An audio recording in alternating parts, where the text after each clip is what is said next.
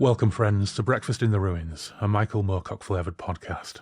On this show, I'm talking about film in Moorcock, Elric in particular. The Elric film situation, or lack thereof, is a long and storied affair. Back in the 70s, when Mike was doing his Hollywood thing and chatting Arioch with Christopher Lee at pool parties, his agent did set up meetings to discuss an Elric adaptation with potential suitors. But on Andrew Sumner's Hard Agree podcast a couple of years ago, he explained why nothing came of them.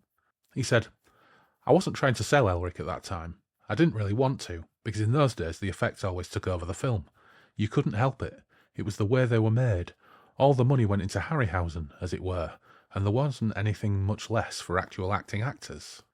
He had some stronger words about negotiations with Ralph Bakshi, the animator and director of the psychedelic and stylish post-apocalyptic fantasy Wizards in 1977, and the innovative and inspired, but admittedly flawed, The Lord of the Rings cartoon, which I was very fond of, in 1978. Mike said, "In the end, what I did was I put the price up so high that he couldn't possibly. I knew he was a cheap bastard too, so I thought, okay, it's $1 million or nothing, as it were. I can't remember what it was. I was much more sensible than making it too big, but I made it too big for him. And so I got out of that one, and very glad I was too. It would not have been a happy time. I didn't want to make a fantasy movie at that time. I didn't mind making a historical movie, where we didn't have to have many effects, many big effects, but I didn't want to make a fantasy movie. I just didn't. And I didn't want anybody to buy it. I wasn't trying to sell Elric in Hollywood. I was just trying to be a decent scriptwriter, really." But Bakshi wouldn't be deterred from fantasy collaborations, and in 1983 he put out his collaboration with Frank Frazetta, Fire and Ice, which, although striking to look at, once again, I personally found it a bit dull. Very disappointing when you consider the potential. But again, the obsession over techniques like rotoscoping took over a little bit from the plot and any dramatic intrigue, so Mike was probably right. About that time, actually a little bit earlier than these conversations in 1976, Mike had penned a spec script called Stormbringer, and you can find it in the Del Rey Swords and Roses collection, although to my knowledge I don't think it's been reprinted anywhere else. It certainly wasn't included in the Galax collections of a few years ago, despite them containing lots of other rarities and goodies. But despite being called Stormbringer, it's more of a mashup of the Eternal Champion and Phoenix and Obsidian, with some other elements littered in along the way. I'll take a look at that and share some thoughts at some point soon. But back with actual adaptations. Since the 70s, there have been occasional tidbits of information, sometimes from Mike himself, about possible film projects. I seem to recall at one point, post-Peter Jackson Lord of the Rings success, that the guys behind American Pie movies, Chris and Paul Weitz, optioned the rights. They talked about it a couple of times in Empire magazine, but then Chris Weitz's version of Philip Pullman's Golden Compass tanked, and it all went away. It's a shame, because despite American Pie maybe not being of a piece with it, it sounded like they had a handle on the Elric saga. In an interview with Coming Soon, that sadly no longer seems available in its entirety, Paul said, "We wrote a very edgy script that was true to the anarchic spirit of the books, but then we had a heck of a time getting it made. Elric is an utter anti-hero, and I believe that aspect was a response to Tolkien, because Moorcock looked at the Lord of the Rings as a sort of hymn to squireocracy and the class system in England. Elric is a complete rock and roll nihilist anti-hero. It was certainly a dream come true to hang out with Michael Moorcock, who is one of our heroes. We'll probably take another run at it, if we're able to." So fast forward to 2019, and a TV series option is reported in Deadline, this time in the hands of producer Bradley J. Fisher, the producer behind some really interesting films like the recent-ish Suspiria remake, which I really enjoyed, plus Zodiac and Shutter Island, both good films. On board as writer was Glenn Mazzara, creator of TV series The Shield. Maybe not the creator, no, the creator was Sean Ryan, but he was definitely a very heavily involved writer, part of the writer's room on The Shield. And I love The Shield. In an interview at the time, Bradley Fisher said, "Glenn, Vaughan, Brian and I grew up on the iconic works of genre masters like Michael Moorcock, and the Elric saga is among the most influential titles in the canon of fantasy horror storytelling. We feel privileged to have been entrusted by Mike and Linda Moorcock with a character and narrative universe as rich and diverse as Elric, and hope to deliver to generations of fans the enthralling experience they've been demanding for so many years from these masterworks of genre literature." 4 years later, 2023, Apple TV announces development of the Eternal Champion multiverse, the blurb stating, "In the story, John Dacre, an ordinary man in the 20th century, is pulled through time and space to the tomb of Ericos, a long-dead hero of a version of Earth that may be the distant past or distant future. Dacre realises he is the reincarnation of the warrior Ericos, and is now being called to assume that identity again by the people he once served.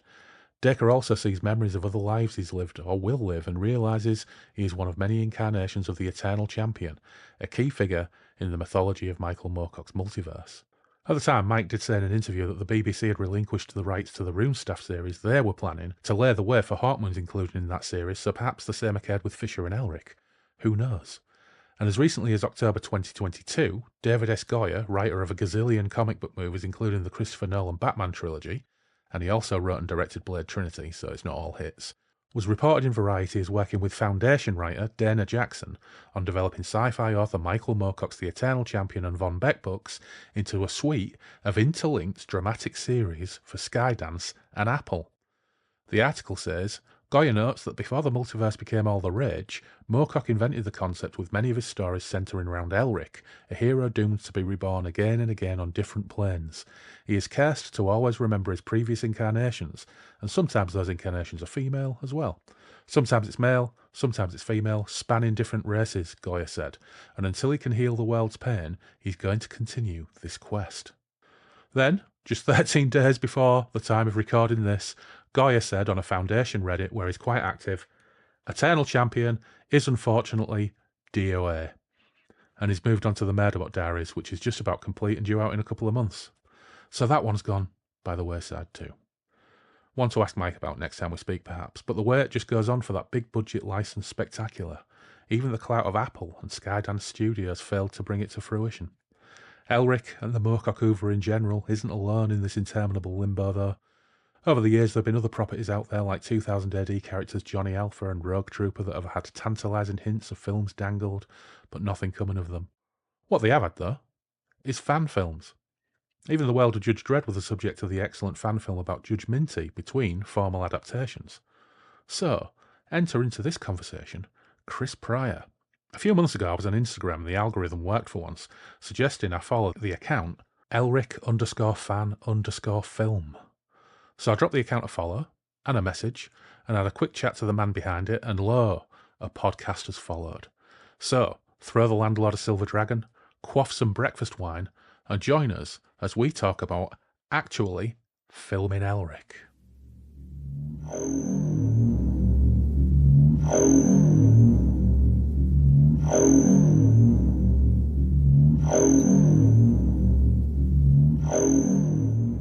Welcome to Breakfast in the Ruins podcast. Now, I think it's probably fair to say, I just happened across you on Instagram. And under the handle Elric Fanfilm, at Elric Fanfilm, I think that's correct, isn't it? Correct. And at Elric _the_fan_film. Right, lovely. So everybody can find that and give that a look. Now, of course, running a Moorcock podcast and being, well, over 100 episodes in, you can probably imagine we've discussed on a number of occasions frustrations, well, to some degree frustrations, about the lack of cinematic adaptations of Moorcock, of the characters like Elric and the rest of the Eternal Champion characters. So how exciting then to happen across an account on social media where someone is essentially, I don't know, taking the young kingdom into their own hands. And your name is Chris, of course, Chris Pryor. Pryor or Pryor? Pryor, yes. Pryor. Christopher Pryor. Chris Pryor, lovely to meet you. I think probably a good way of kicking this off is, number one, whereabouts are you in the world? I'm in the United States. I live in Kansas City, Missouri. So we're out here in the Midwest. It's very snowy at the moment. Yeah, we've had a little bit ourselves. It was, I think it was -7 a couple of days ago, which, isn't the coldest we've had in these parts, but it was, nippy enough, frankly, for a Yorkshireman who likes to stay warm. But drilling down a little bit into this, how do you, a guy in Kansas City, Missouri, come across Moorcock? What's your background and how you came across Moorcock and genre fiction more broadly? I've been a fan of genre fiction ever since I was a child. When I was in the second grade, our teacher read us The Hobbit. So I've been immersed in genre fiction since I can begin forming proper thoughts. Moorcock first came across my table when I was working for an online science fiction publication, sci-fi4me.com, and I was the guy who reviewed the comic books, and they were coming out with they're reissuing collections of his work, particularly Sailor on the Seas of Fate Mm. had just been re-released, and that was my first introduction to him. So that was about a decade ago. So Yeah. I'm relatively, uh, as far as the length of his career, I'm relatively new Mm. to to the fandom and following his work. Yeah. I really, I really got into his work a couple of years later, because I feel that amongst the works to discover Michael Moorcock's work, Sailor on the Seas of Fate is a lot. Yes. There's Yeah. there's a lot going on there. Yeah. A Yeah. lot of information where you just have to roll with it. Mm. And it feels a little daunting if that's the first thing you encounter. But a Mm. number of years after that, I discovered the Swords trilogy Hmm. and uh, discovering through Quorum the whole of the multiverse and the interconnecting stories, and began to wrap my head around the larger concepts. And okay, this is no longer bizarre and weird. It's actually very talented. It's very creative, Yeah. and I've just been diving deeper and deeper ever since. So that first Sailor on the Seas of Fate comic, was that the P. Craig Russell illustrated? Yes. Was it First Comics? I'm just trying to remember the original publishers. I don't know. It's years since I've read these. I could not remember that. Yeah. I can't remember I mean, detail. just as a first entryway in as a comic, I mean, the artwork's pretty psychedelic, isn't it? Oh, it's It's it's amazing. Half the time I had to go back and reread it because I was just so locked into the imagery of it yeah. and the artistry of the pictures themselves. And then oh right, I've got to figure out what the story is here. I got to figure out who all these people are. Mm. So picking up on Sailor on the Seas of Fate, I think my mate and occasional co-host Loz, I'm pretty sure Sailor on the Seas of Fate was his first entryway into Elric as well. And you're absolutely right. The weird thing about reading Elric, and it's even weirder now that we've got them collected in like 3 volumes, for example, by Saga Press, and Hmm. we've commented on this quite a lot on the podcast over the years as well, is how you could have any number of different entry points into it, and every single one of them would set you off down multiple different rabbit holes in terms of narrative style, in terms of writing style being separated by, in some cases, decades, yet these stories chronologically are one after the other. So yeah, I think stepping into Sailor on the Seas of Fate, which we haven't got to covering on the podcast yet, but we're getting very, very close. We're very close to finishing the King of the Swords and also doing the Vanishing Tower, which of course is the other major Eternal Champion team up all-star Hmm. episode. Yeah. But yeah, I mean, stepping straight into something like that, I think how rewarding was it as a reader to think, right, okay, I've discovered something here, and I suspect there's more to this than I'm just taking on. And then when you start to actually reach out into the rest of his work, it can be quite overwhelming, but it's also quite rewarding, isn't it? Absolutely. The thing that I began to realize is just how much of an impact Michael Moorcock has had on genre Mm, fiction as a whole. mm, The more I'd read, the more these lights would go off in my head. Oh, I've seen that before. Let me check, when did this come out? Oh, 20 years early. Oh, okay. Suddenly a lot more makes sense in mm, the broader, than just the broader genre of fiction. mm. So you were working. What's the name of the media outlet you were working for? Sci-fi for me.com. I do not know if that website is still up. I have not checked on it in a number of years. I only worked with them for about maybe 2 years. Mm. So have you stayed within that field of expertise, like journalism or media? Is that still your mainstay when it comes to work? No, that was something I tried out just for a short period. It did not work out. That was Mm, just trying something on the side. Did not come to much. Uh, I'm I'm just a blue collar worker. mm. I'm a delivery driver. I drive all around the state of Kansas delivering alcohol. Yeah, Uh, I that on the is a side. valuable um, pursuit, I've got to It say. I is. think anybody who brings the beer to my table is more valuable than any other profession, I think, pretty much in the entire world. So all power to you on that one.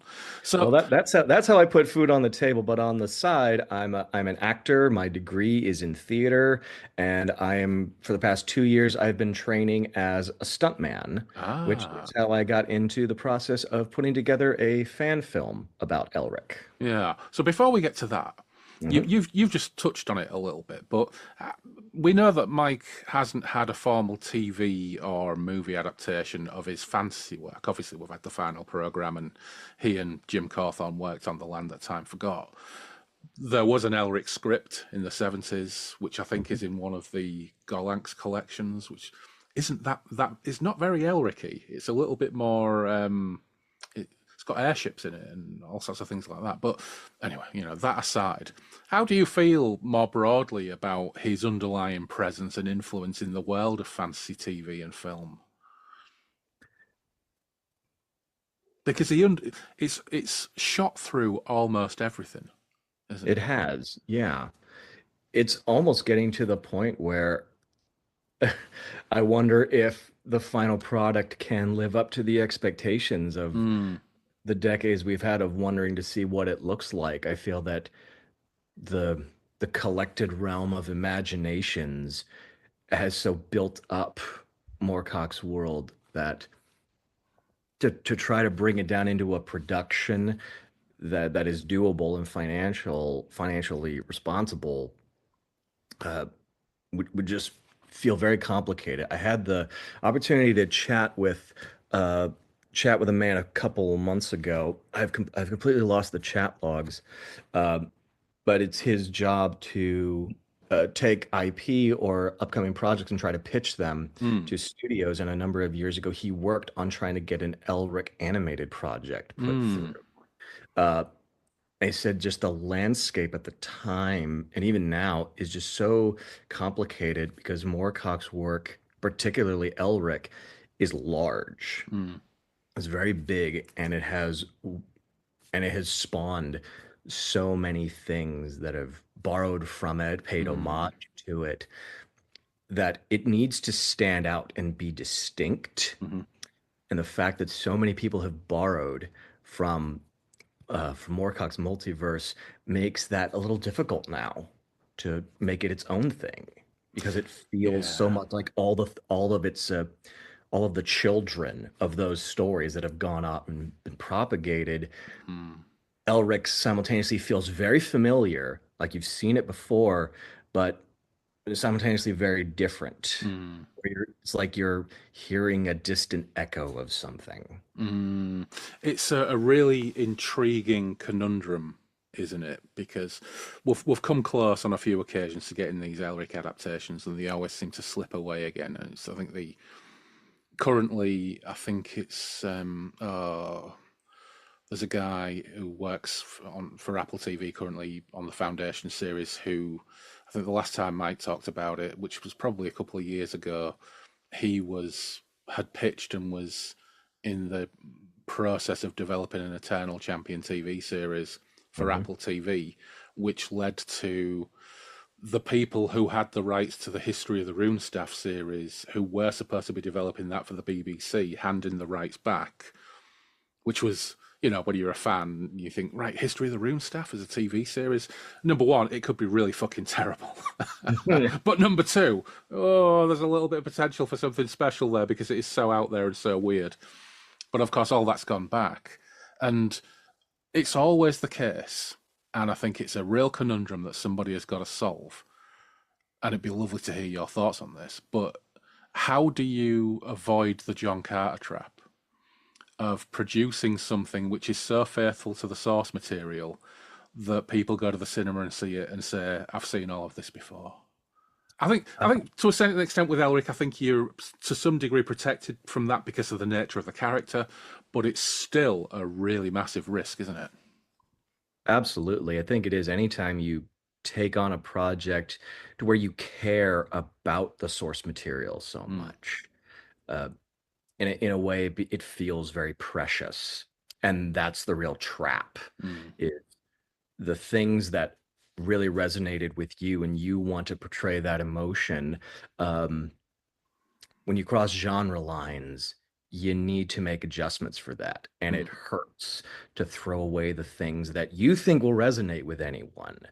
But simply the fact that you're no longer encountering this as text on a page, mm, you're discovering it through light coming off of a screen uh, and people talking at you in real time mm, is going to drastically affect the way that something reads. Moorcock's able to directly relay to us what characters are feeling. mm. And you're gonna lose that unless you have this omnipresent narrator, just telling everyone exactly what's going through everyone's head, which would become obnoxious Yeah. for 2 hours. I'd say the solution to avoid the John Carter trick is to go the Peter Jackson route of what he did with Tolkien's work, and you keep those things in mind, but you have to be flexible with it. Mm, Because the great difference that I have found with trying to adapt uh, Elric for a medium other than the written word is the problem of time. mm, I can go back and reread a line of dialogue that felt complicated or felt deep or impactful. I can read it again and again and again, but if it's only 3 sentences, that's only 1 second of time yeah. when you're trying to do it elsewhere. So it's like music in a way. You do not have the option when you're turning something on, just say the radio, because obviously there's streaming nowadays. People can move around a track all they want, Mm, but when you're being played music, you have to take it in and let it fall where it may. mm, And that works very differently than reading philosophy or reading a letter. mm, You control the power of speed mm, and time. But when you're receiving, it needs to be worked in differently. mm, mm. I think the additional challenge there, and you've just talked about it and compared it to like music and pitching it and things like that, is in terms of your approach to theatre and stuff like that. There's an art form around obviously adapting somebody else's thoughts that are on a written page, but when it comes to a visual, an audio medium, which of course film and television is both, isn't it?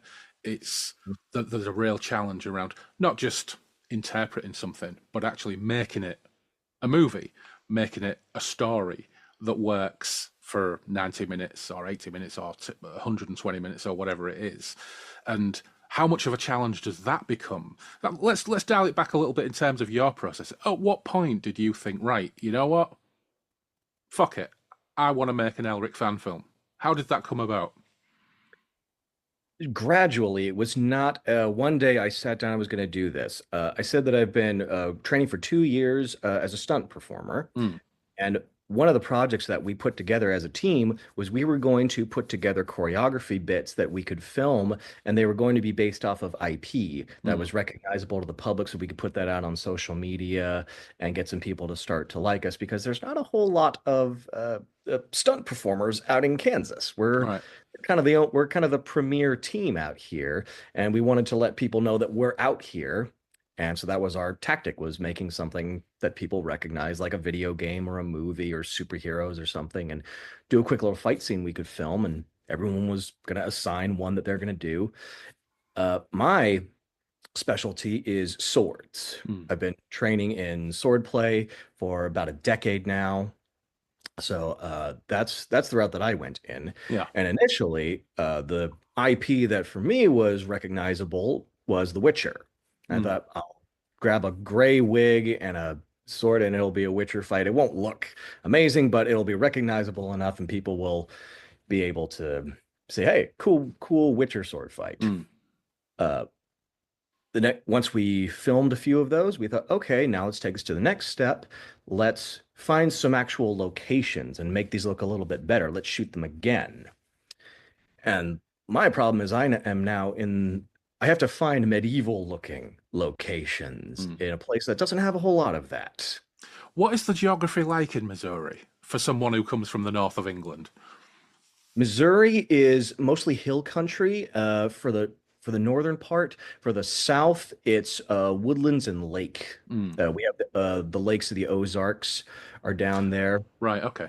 Yeah. Yeah, so the south of Missouri is lakes and forest and it's gorgeous country.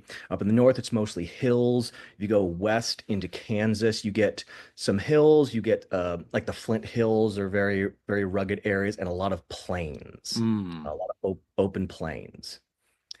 Very sparse settlements for most of western Kansas. Yeah. So I interrupted your train of thought when you were talking about like finding those medieval Mhm. environments and settings.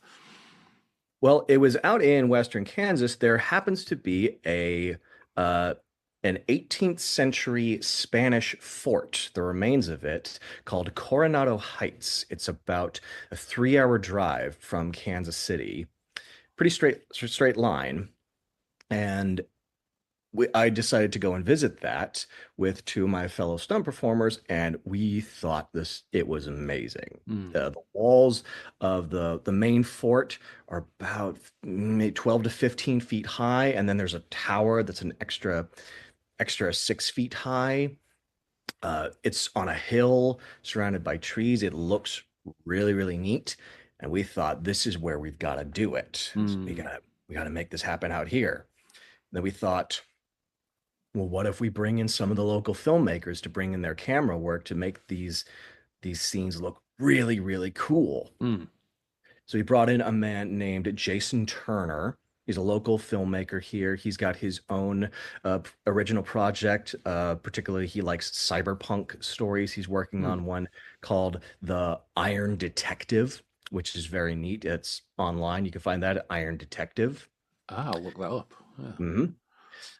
And we looked at some ideas that I had. I put together a rough shooting script of some story to have happen, and we thought we could work on this. We can work it out a little bit more. I turned in another draft of the script to him. We started talking, and he asked about, what things do I really like and do I really want to make? And I mentioned that what I really would do is I would want to make an Elric project because my heart's far more into that than it is to The Witcher. I just thought that, well, The Witcher is currently like sort of on the up and up. Like people know about that. I Yeah. feel oddly because of the Netflix show and the video games uh, than they do about Elric. Mm. But he just persuaded me. Well, then let's just do that.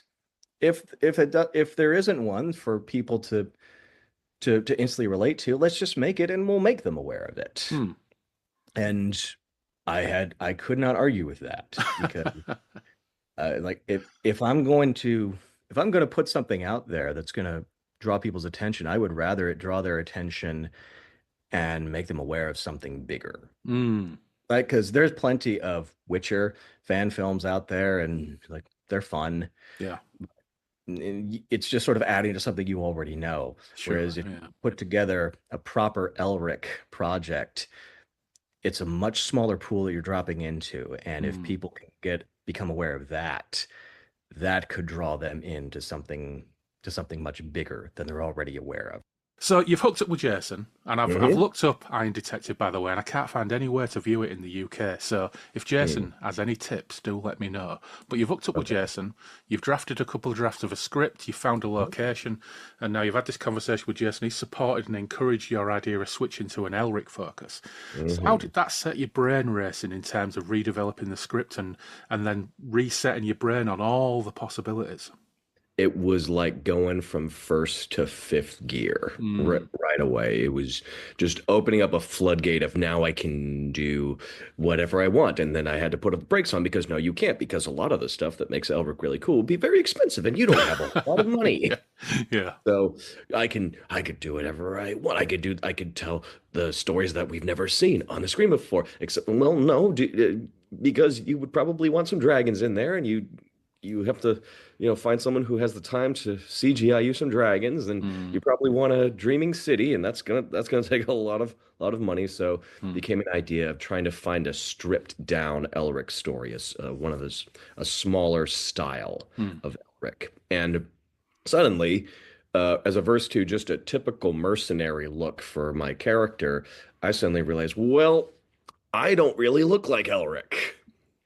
This doesn't look like him. Yeah. This doesn't look like him. So, uh, and on top of that, Elric has a very definitive weapon, Mm, and I have some steel swords, and I have some decent stage combat swords, but I don't have Stormbringer. mm, And if you're doing Elric, unless you're doing really early Elric stories, you gotta have Stormbringer in there. mm, The two are kind of a package deal. mm, So that meant I had to start reaching out to more people. I had to find someone who could make me a hero sword and someone who could make me up to look like a cursed blood albino. mm. Just thinking about the first thing you said there, because when you're faced with such a vast world and cast of characters, and I mean, I think in a way you've got an advantage because when you look at the entire range of Elric stories, dragons are only in it probably three times, I think. Not very often. Maybe four if you include a tiny bit of Revenge of the Rose. But Mhm. even taking the dragons out the equation, you've got such a vast world, such a vast range of characters.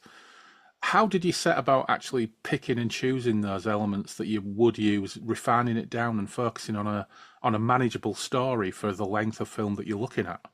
How much effort did that take?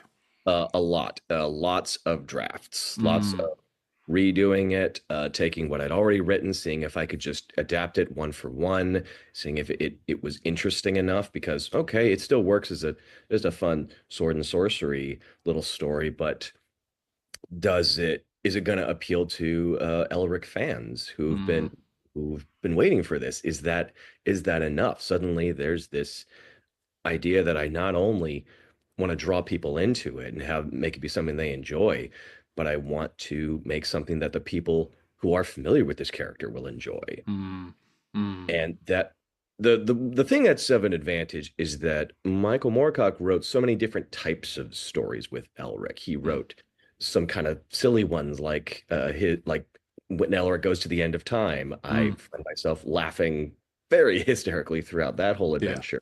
Some of the earlier stuff, like when the gods laugh, is very short, very self-contained. Mhm, Uh, Other stories are longer, but there's a variety, so you can tell different types of stories with him. So I tried to tell as many types of stories as I could until I got mm, to one that seemed feasible. mm, There was one draft where he was traveling to all these different locations, and that just was going to be too much of a logistic hassle. I had one where I thought, what if we just did like the final act of a story? mm, Like didn't focus too much on the story, just got straight to the action and left it sort of like, hey, this is the final chapter of mm. something. Uh, and it was okay. Wasn't It was kind of confusing when most people read it because like, okay, I don't really understand what's going on. I don't really understand who these characters are. Uh, eventually, I eventually I reached something of an equilibrium where I decided to go back, pick one story, and try to trim it down as much as I could. Mm. So it ultimately came down to uh, the second half of Sailor on the Seas of Fate, the middle part. Mm. His meeting with Count Smeargan, with a band of out of time ruffians. Yeah. That becomes one of the big centerpieces, and then the second half of the story, because I did not have the space to or the time to put us on a ship and put Mm. us out on a boat and send us uh, back in time to Saxif Dan and the early Yeah. Well, you're talking scale and money there, aren't you? yeah, it's Yeah. I don't have the capacity for that. So instead, I gave them a new adventure. That okay, so this is a pretty accurate retelling of their initial meeting, but Mm. now they're going on this little side adventure that you can just sort of squeeze in between Mm. the other stories. And so I worked out a different final act Mm. for the story. What kind of length of film are you looking at? At the moment, I've been talking to my editor. He says it's currently looking to be about 40 minutes long. Oh. Uh, Personally, I have He hasn't shown me the actual footage yet. He's shown me a few scenes. I'm really liking what I'm seeing. Uh, I think some of these can probably be trimmed down. I expect it'll be probably be about 40 minutes with credits Right. and intros and that sort of thing. So I think we're looking at anywhere from 30 to 40 minutes right now. Wow, that's pretty ambitious for a first fan film as well, isn't it? It really is. We had 3 days of our initial shoot, and we just shot like crazy, Mm. guerrilla style. Just we had a the night before we had planned what shots we were going to do. We had been to the location, so we'd figure out where they were all going to be, and we would just have Angelica, who's a girl we brought in, and she was our script supervisor. Mm. And it was her deal. Anytime I would say to her, "Okay, this spot over here. Remember that? Remember this part in the script?" And she would turn to it and say, "Yeah, okay, I want to shoot this thing over there." And so she would be the one that would make sure that our camera operator and our sound guy all knew exactly what was needed for that. She became really indispensable. Mm. To all come together. So how many people have you got working on this? Well, at we had a crew, uh, just local filmmakers that we pulled in. I think we had about 7 people as crew. The stunt team that initially was part of the group, I think there were 12 of us, and myself and Jason and his partner. So a tight little crew. Mm. It There must was be all, so rewarding getting involved in all this like creative jazz with this bunch of people. Quite apart from the product. How rewarding is it to just have a group of people who are all pulling in the same direction? I mean, I guess people are in bands and do all these different kind of creative endeavors, but it must be really rewarding. it really is to have those moments where I kind of let go of certain things because Mm. I don't have the time or the energy to do everything in a 24-hour period. To have these other people come in that have seen a little bit of what I've got in my head and say, "Okay, that sounds cool. Let me see what I can do about that." And they pick it Mm. up and they make it better than I could have. Mm. It is really rewarding. That's a great way to describe it. It's rewarding to have people come together and make something better than you could do on your own. Mm. Mm. Oh, it sounds fabulous. And you've already touched on this slightly, but whether you're doing The Witcher or Elric or anything like that, doing fantasy, I think brings along with it all sorts of creative challenges like character, costuming, armory, stuff like that. How do you get to grips with all of that? Because you must have someone working on costume and production design. What kind of stuff have you got going on there? That was actually something that I handled more than anybody. Mm. I have done a lot of work at Renaissance festivals out here Ah, in America. So I've got quite a few just medieval and Renaissance period costumes lying yeah. around. I know a lot of people that could lend some to me. I'm assuming that's probably not a thing that they have over in the UK, is it? Well, it's funny you mentioned that. Now, we don't call them Renaissance fairs, but Right. we do have something similar. We have medieval recreationists and various other Hmm. things. And funnily enough, my family, I only ever went a couple of times. It wasn't really my bag. I've got friends who do like steampunk and cosplay and all those things. I love going along to these things, but I'm more there for the socializing and the exercising the arm as much as Yeah. anything else. But back in the day, my sister and my mum and dad used to go to medieval reenactments. And my sister got really into it, and she went out with a lad who was a biker, and he was really into it. And they had the complete, plate mail armor. They had the swords. They did the demonstrations, the fights, and all that business. And my dad would dress as a monk. And my dad was a craftsman. I mean, he was a builder most of his life, but he took to making medieval style furniture. And he would make this furniture, and the reenactors would buy it from him because they would go on like a living. They call it a living history site. So the Yeah. reenactors would have medieval style pavilion tents, and he would make beds and X-frame chairs and all this stuff, and they would all buy this stuff off him. And he made quite a good fist of that for quite a while, to the point where I don't know, it's probably 25 years old now. But there was a Merlin TV series with Sam Neill, and it was filmed at Pinewood Studios, and Pinewood Studios bought some of his chairs. and they actually appeared in this mail-in series. But Oh yeah, yeah, I did see that. yeah, he got a little bit ill and he stopped making it. I think had he happened upon this as a hobby in his 20s rather than his late 50s, he probably could have made quite a good fist of all this stuff because he was always a good craftsman. He was always a good carpenter and all this business. So yeah, we do have that kind of stuff over Hmm. here. But it tends more towards there's a little bit of hardcore nerdery and geekery around the living history stuff, Hmm. which is which is quite interesting. I must say, when I used to go along, I used to find it all a little bit much because if I was sitting there in the pavilion reading, I don't know, an EC Tubb Doomerest book or whatever the hell it was, I'd get told off by somebody for not being authentic. And yeah, Um, that's very different from the Renaissance festival culture here. America is focused significantly more on the fantasy, yeah. just probably because it's a foreign world to us. Yeah, I think over here, I mean, I'm probably going back 25 years when Mum and Dad were doing all this, and Dad was making all this furniture. Maybe even a little bit more. Um, yeah, maybe 20, 25 years, and certainly before I got together with my wife. So yes, more than 20 years. Right. But since then, there has been a real big uptick in this country of things like steampunk and cosplay.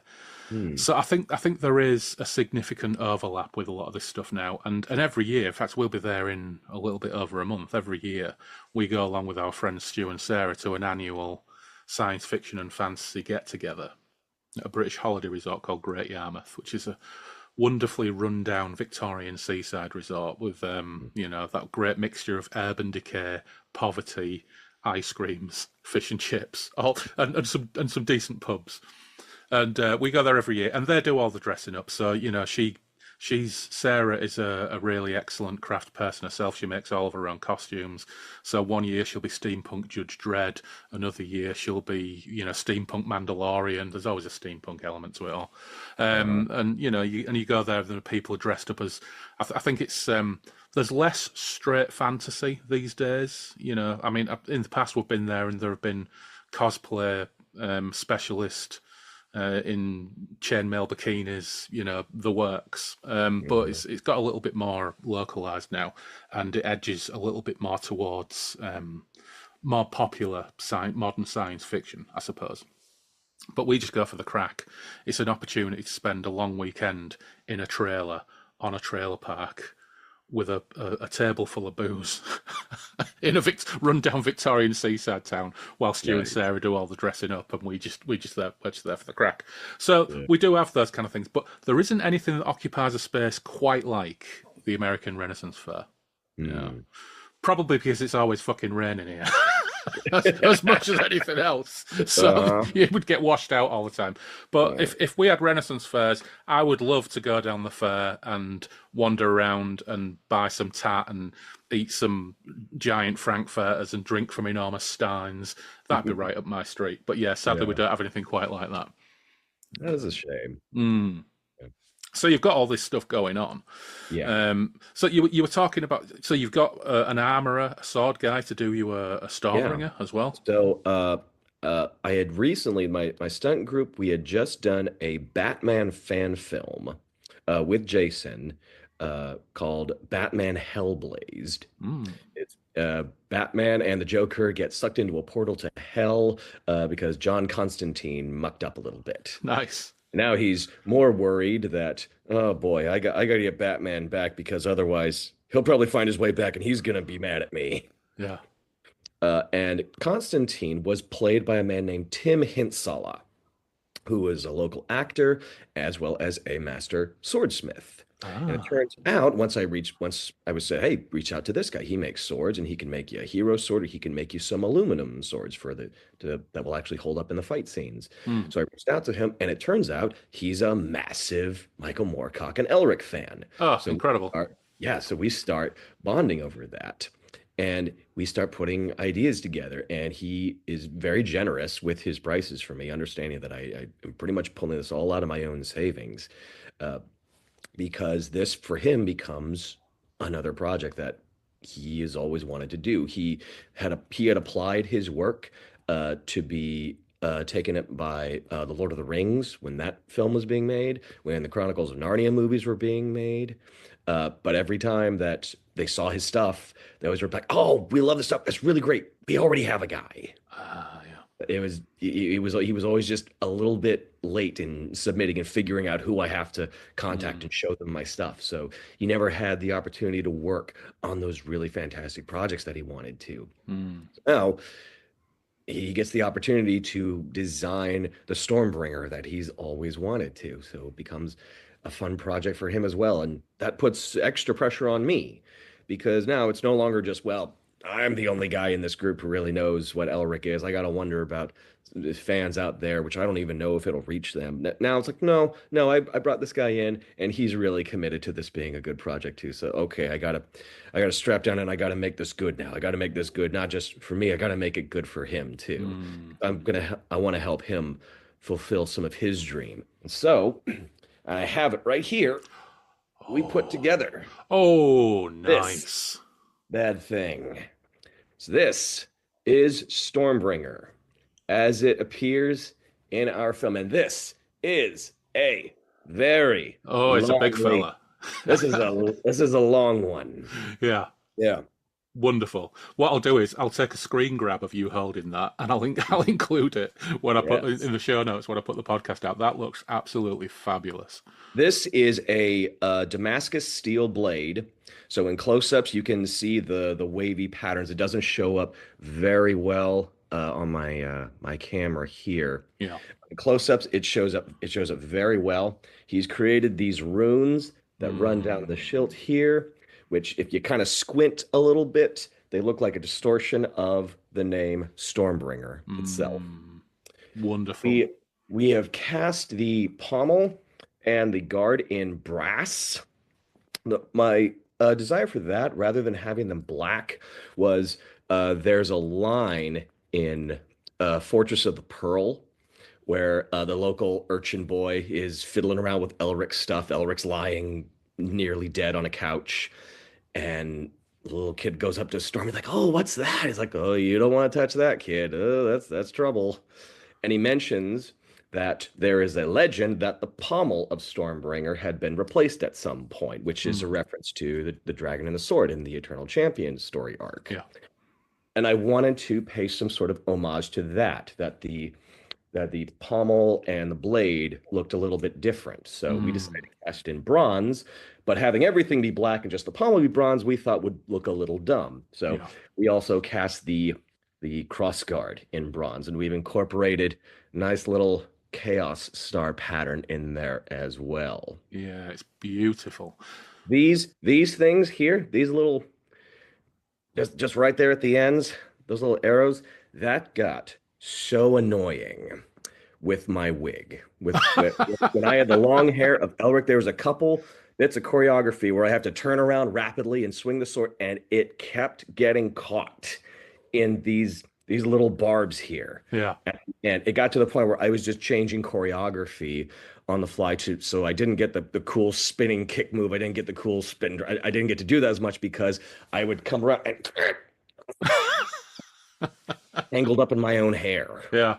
So I'm just Really just for the fun. listeners, we're talking about the crossguard here, aren't we? We've got like Yeah. chaos arrows on the crossguard. I mean, I think it looks wonderful because I mean, apart from anything else, you can't have it just entirely black because this is a visual thing, isn't it? It's got to pop on the screen. Yeah. So having Yeah. something that's just pure black wouldn't really carry over. But you've got to have some texture, you've got to have some detail, you've got to have some pattern Hmm. to it, and it looks terrific. Yeah, Thank you. yeah. So Tim made this one. He also made two of these. Ah, they're the This stunt ones. this is the aluminum blade. This the one I just held up, the hero blade. That thing weighs just shy of 6 pounds. Yeah. That's a heavy lad. There were Mm. certain scenes, particularly on the third day. There's just dialogue scenes. It's a tense standoff, and I had picked this sort of ready to action pose for Elric that I thought that looked good in the playback, but it involved holding the sword kind of up like this for a while with just one hand, and it really started to wear on me. I'm like, oh my gosh, Yeah. oh boy. Okay, let me know. Okay, let me know when the sound is ready, and then I'll hold it. But in the meanwhile, I have this, which is an aluminum blade, and it's got some scuffs, it's got some scratches, Yeah. but this thing weighs just shy of 3 pounds. Ah. And almost all the weight is down here because we still have the bronze castings Hmm. for the handle. So Well, there even then, just looking at it through probably a 720 or a 1080 webcam, still looks pretty cool. it Yeah. does. Tim makes absolutely great stuff. Yeah. Iron Ape Forge is where you Ah. can find his stuff. Right. I will link to that in the show Yes, notes as well. Iron Ape Forge. I think it's mostly through Facebook is where he Yeah. has it. I've never found it anywhere else, but yeah, Iron Ape Forge. You can look through his catalog. The man makes incredible stuff. I've been out to his house twice. The man lives out in the middle of nowhere, in the middle of the woods, in this house that's like completely circular with a fireplace in the middle, and it's just littered with armor and weapons and the stuff that he's made. It's just the coolest little house out there where he gets to make all these make all this amazing stuff. If I was going to go and see a guy who was going to make me a sword, in my imagination, that's how his house would be. Yeah, Yeah, a circular room with a fire in the middle, littered mhm. with weapons. You would not be disappointed. You Yeah, would walk into his place and you'd be like, "This is it. This is yeah. the guy." Remind me what it's called. Iron Ape Forge, Right, and that's Tim, isn't it? Tim Hinsala. I will look that up and I will make sure that we get that out in the show notes. So, how far away do you think you are from any level of completion with all of this? Honestly, we are significantly behind from where I wanted us to be at this point. I thought we were going to be in the final stages. We're still working toward that first cut. Mm, I think this mostly came down to the guy who was in charge of our cameras put all of it onto his work computer, and then he lost that job, so he had to go and retrieve it. And so he had to right. recapture all the footage and move it over, and that delayed us a little bit. Yeah. He began having a job where he was doing video work for the Kansas City Chiefs football team, and they just went to the Super Bowl. Mm. Very, very disappointing showing, but Oh no. that's where that's where all of his time has been recently. Right. So my goal initially was to have us be done by April. I Mm. think it might be sometime in the summer now because I have a musician that I commissioned to make some music for it, and they want to see the film because their particular style of music is sort of improvisational, Mm. sort of letting ideas flow to them. So as I want them to be able to see the flow of the movie and come up with this sort of eerie, haunting. The music I don't think is going to sound very heroic. I imagine it'll have more of the vibe of a horror film throughout. Mm. Mm. I Uh, was going to ask actually because what one thing we know from Moorcock fandom and Moorcock's influence on other media is music's one of the big ones, mhm, isn't it? Music is one of the yeah. biggest. So I was going to ask what kind of approach you were going to take with that. So it's improvisational. Bloody, I'll get it out of my Yorkshire gob. Improvisa, what you said. Yes. But with a horror kind of theme? But what kind of instrumentation are you going to go A lot of with? strings, a lot of cellos, a lot of violins, as Mm, well as some just foot pedal synthesizers is what they tend to use with most of their stuff. nice. They're on SoundCloud as Altos Clef, Okay. Clef. Yeah. Well, that's There, something there's else I'll take a note Yeah, of. their stuff is very haunting, very kind of creepy. I met them at a show. My girlfriend at the time was a burlesque performer, and she did a show at this bar in Kansas City called The Ship. They have a whole bunch of sort of like sections where they do different things. And this was just a bizarre variety of music and dancing, a little of this, a little of that. And one of the first acts was this musician who got up and just did this really haunting, really creepy improvise music right there on the spot. And I just had this image of like, oh wow, what? Because I've not seen a film in the fantasy genre that sounds like this. Mm, Not because I don't think it fits, I think it would, but because I feel that no one has decided to make the fantasy horror film mm. uh, that where it works just right. Yeah. Sorry, You've got to take a getting over a different. cold right now. Yeah, no, you've got to take a different approach with this kind of stuff, Mhm. haven't you? Because fantasy films do tend to go down the pure orchestral route, and I know that metal has been massively influenced by Moorcock. I wouldn't want to see a metal score to a film because I think that dates it really, really quickly. And any movie that has a metal score is horrifically dated within about 18 months of coming out. It's a shame, but it is. Yeah, but getting that kind of mixture of classical instrumentation with some electronic undertones and some a nice bit of filter sweep sludge. Oh yeah, that'd be my jam. So I'm going to check out Altos Cliff. Sorry, I think it must be catching through the screen. My mind boggles at the scale of all this because you're having to be an actor, a producer, a stuntman, a coordinator, a writer. You're project managing the whole thing. You're directing it, right? Or is Jason directing it? I'll call myself co-director. Co-director. Yeah. So for other folks out there that are listening that have thought about these things or just curious or even have these kind of ambitions themselves, what have been the biggest challenges and what are your top tips to actually tackle something like this? Time management is and people's time Mm, management, figuring out people's schedules. And that could just be me. I know some people are really good at it. And I ultimately ended up calling in a member of our stunt team, a gal named Ashley. She's fantastic. When you hear that, hey, we've got schedules, she will break out the cameras like, can I work on this? Can I schedule everything? Can I organize it? I brought a new notebook to write everything down. And she was fantastic. And as far as making sure that we had food ready and available for everyone, that we had Airbnbs available and ready within driving distance for everyone, mm, that we knew who was driving who and in whose car, where the carpools were working out, mm, making sure that we knew where the nearest gas station was so that we could fill up. Like she ended up being able to chart a lot of that information, and which is great because I was getting very overwhelmed in the weeks leading up to the actual shoot. So mm, uh, just having someone there that can handle that mental labor and intellectual labor mm, is invaluable. It's part of building the team. mm. That's the job of a producer at the end of the day, isn't it? It's That's like right.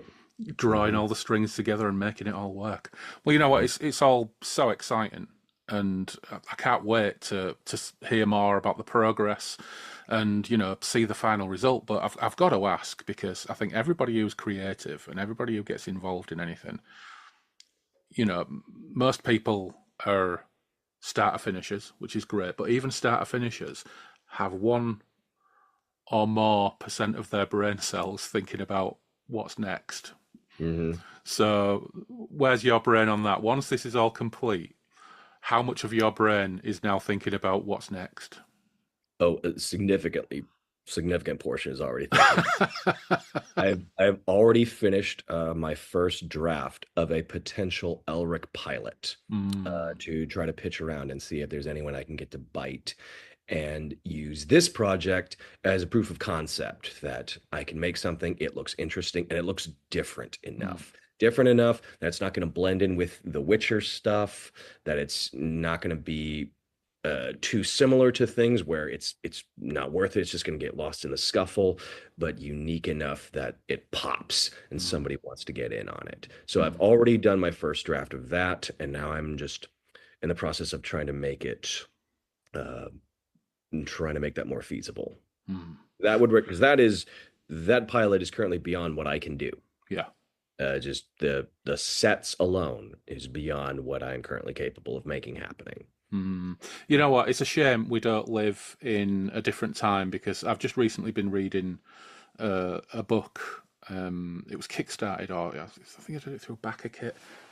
No, I don't have it to hand, but I do have the other volume here at the moment. Who was it? Yes, it's a company called Pulse Video, The first book they did was called After the World Ends, and it was all about Italian and Spanish post-apocalyptic film knockoffs. Oh, yeah. Well, they've done a follow-up to this about the 80s boom in barbarian movies that was kicked off by Conan the Barbarian. Yeah. And it's fascinating reading about these, Roger Corman productions that all decamped to Brazil and made sword and sorcery epics on micro budgets in Brazil. But actually, when you look at them and you look at the scale of the sets and the number of extras and the costuming and everything else, and the sheer amount of effort that went into these, it's like there was a golden age of sword and sorcery movies in the 80s, most of which were rubbish, to be fair, but some of them were pretty fantastic on a number of levels. As long as you could cope. Lots of fun to watch. Oh yeah, as long as you could cope with having drunk David Carradine as your leading man, you were doing okay. But it's a real shame that kind of environment doesn't exist anymore for small independent studios who would look at things like this and pick these kind of things up. But you know what? It's terrifically exciting, and I wish you all the best with it. Well, thank you very much. Well, you know what? Thank you for coming along and talking to us about it, because it's been great chatting to you, and I hope we can talk again in the future when it's maybe come to fruition and there's something out there that we can point people at. That'd be absolutely fantastic. But also to talk about whatever's next for you. Excellent. I'd love to stay in contact. Thanks, Chris. To date. Yeah, that's lovely. Thanks very much, and we'll see you out there somewhere in the million spheres. Excellent. See you there.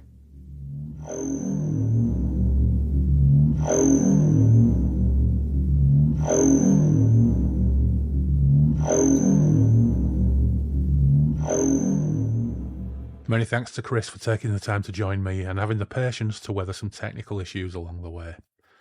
Follow Elric Fanfilm on Instagram to keep in the loop on development around Elric, Chains of the Doomed One, and we will of course check back in with Chris from time to time to see how things are going, because, as well as being fascinated by the process, we desperately want to see the end product.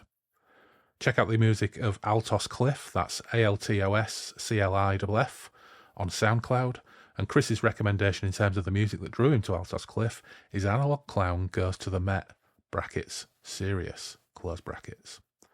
Tim the Armourer can be found under Iron Ape Forge on Facebook, and makeup artist Shy Windsor can also be found on Facebook under the page Tesh Techniques. I'll post all the links in the show notes. But meanwhile, I'll just take time to thank our patrons. First, those without tier: Anthony Piconti, Tim Cardos, Dave Dempster, and Sebastian Weetabix. And our chaos engineers: Ed Von Stout, Andrew Cicluna, Andrew Spong, Andrew Van Ness, Anthony Porter, Benjamin Fletcher, Ben Hagar, Brandon Mays, Dan Charnley, Dave Griffiths, Dave Voxman, Gabriel Laycock, Harvey Faulkner-Aston, Jim Kirkland, Jim Jupp, John W. Lays, Jules Lawrence, Mal Pertwee, Matt Saltz, Michael Hopwood, Nick Hopkinson, Ofer Ziv, Paul McRandall, PJ Cooper, Scott Butler, and Simon Perrins. And our crafty jugaderos: Adrian Tchaikovsky, Brian Henderson, Chris Sharp, Christian Hundal, Graham Holden, Kevin Williams, Liam Turner, Loz, Mark Buckley, Mark Taylor, Matthew Broom, Murray Palmer, Sean Twist, Toby White, and Taylor Lavery. And eternal thanks to our patron demons: Action Edmonds, Alistair Davison, Andrew Clark, Andy Darby, David Lee, Derek Clunan, Fred Quiche, Gareth Wilson, Glenn Sawyer, Greg Faulkner, Gwen Barlow, Ian Stead, Janie Stim, Jason Vogel, Joachim Sund, Joe Monty, Johan Hjarper, and Johan dropped me a line to fill us in on his journey. He said, "As a long-time Moorcock fan, I deeply appreciate your podcast. I'm Swedish, born in 1990. My introduction to the kind of pulpy, imagery-driven sword and sorcery which I now love was reading 9 Princes in Amber at 13. My mum found it in a bookstore and thought I might like it, presumably because it had a guy with a sword on the cover. I had no idea what to expect, but the guy on the cover sure had a sword. Needless to say, it blew my little mind. A couple of years later I heard of the Elric stories, thought they sounded neat and picked up an omnibus. It actually had the stories in internal chronological order, so, let me assure you, 15-year-old me was so swept up in the adventure and wonder of it all that the thundering stylistic differences between the Fortress of the Pearl and the Dreaming City did not register at all. After the seeing, in my opinion great, 1982 film, I read a bunch of Conan stories, which felt like a guilty pleasure at the time. Moorcock's Wizardry and Wild Romance introduced me to a lot of other great stuff: Gormenghast, Lankmar, The Broken Sword, Jack Vance, The Worm Ouroboros, Verconium, I didn't dig much deeper into the Moorcockiverse until much later, in my 20s and 30s. Even now, I'm far from a completionist, but it's fair to say that Moorcock is the writer that has most shaped how I look at the world, art, life, and the rest of it. For example, Chris Hedges wrote that the 2024 American election was a choice between corporate and oligarchic power. I couldn't help but think, what a thoroughly depressing manifestation of law and chaos. On a happier note, in 2023 my first daughter was born. We named her after a Moorcock character. If you could ask Mike whether he's ever been to the city of Ecclestuna, I'd be very interested, as I lived there for many years, on the very street where, in the final programme, Jerry Cornelius first met Una Persson, or Jenny in older revisions, if my information is correct. It's all a bit confusing. Anyway, thanks for the pod. Long live the pod. Thanks for the thoughts, Johan, and apologies for probably mangling Eskilstuna. Yeah, I am from Hull. I can barely pronounce Hull, but belated congratulations on the new arrival, too. And thanks also to Jonathan Sharp, Lee Gary, Marius Latauskas, Mark Hebden, Miles Reed-Labato, Neil Burton, Paul Hillary, Randall Gatlin, Steve Round, Tom Murphy, Tony Malazzo, the OG patron Norman Beresford, and last but never least, Robert McMillan. Okay, enough of my blather. Don't forget you can follow us on Instagram and Blue Sky with the handle @BreakfastRuins.